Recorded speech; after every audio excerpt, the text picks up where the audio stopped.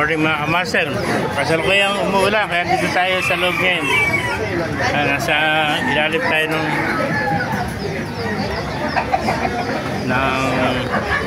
palengke ng kalumpit mga kamaster. May mga manok dito, mga kasilo mga kamaster.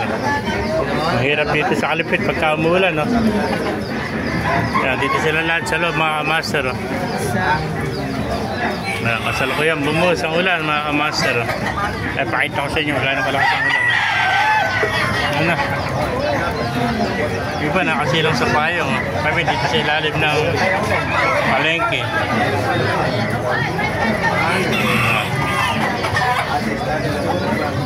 Lakas ang ulan mga kamaster.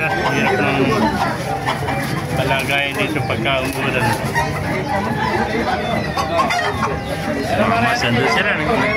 Ipon-ipon sa sulok yun.